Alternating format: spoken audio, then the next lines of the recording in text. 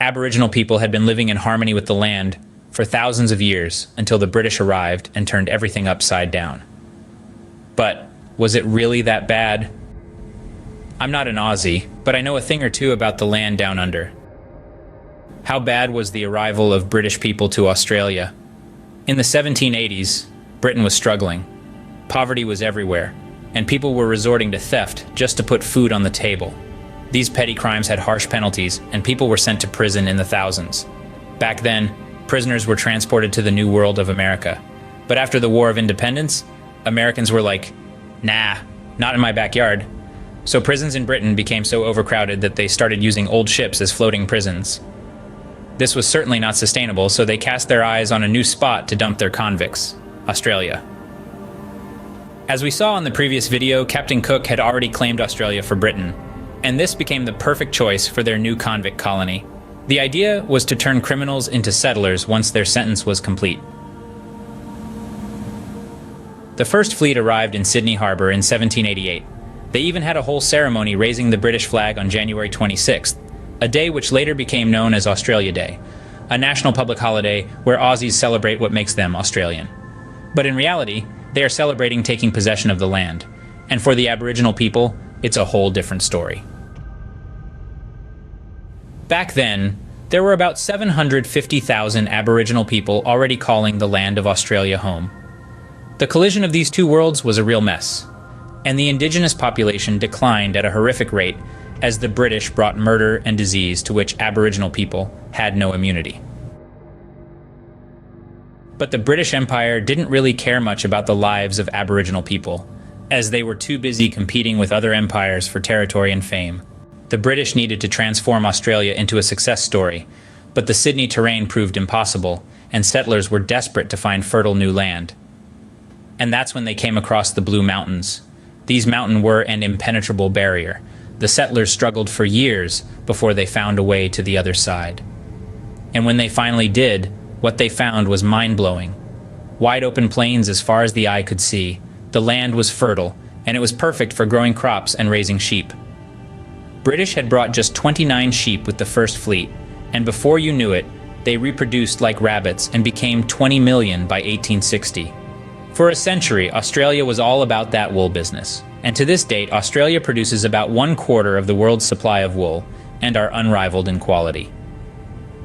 Looking to grow their wealth, the Europeans continued to push into new areas, and this led to conflict with indigenous people, a time known as the Frontier Wars. These wars were bloody and brutal. They lasted over 140 years and left a permanent scar on the country's history.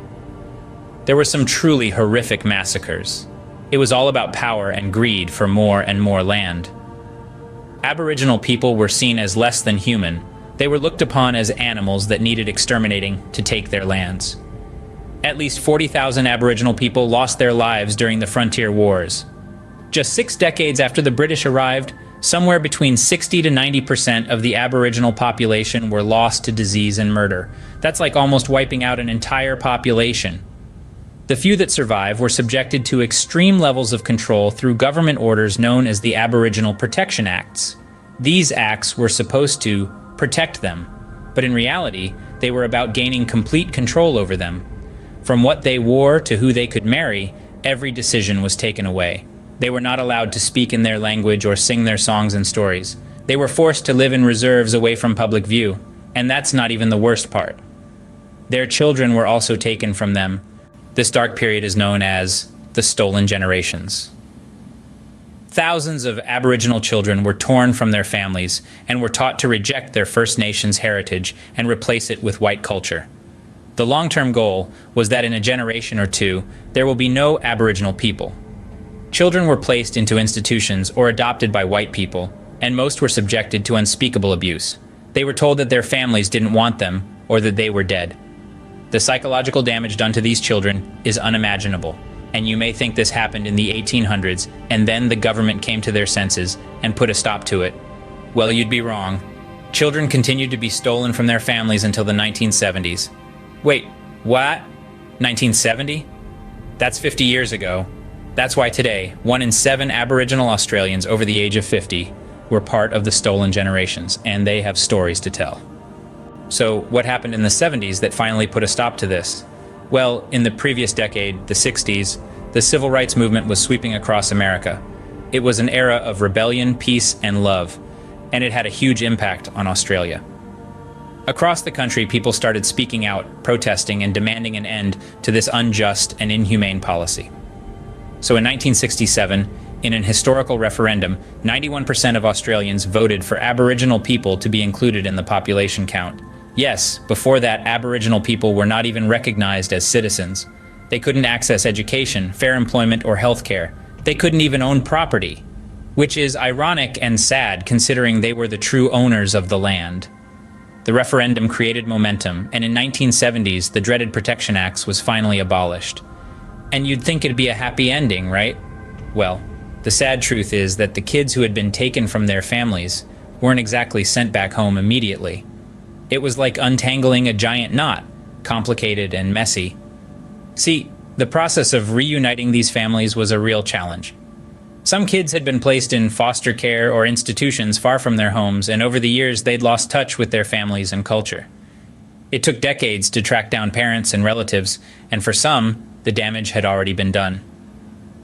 The scars of separation ran deep, and for many, the pain of those lost years couldn't be erased.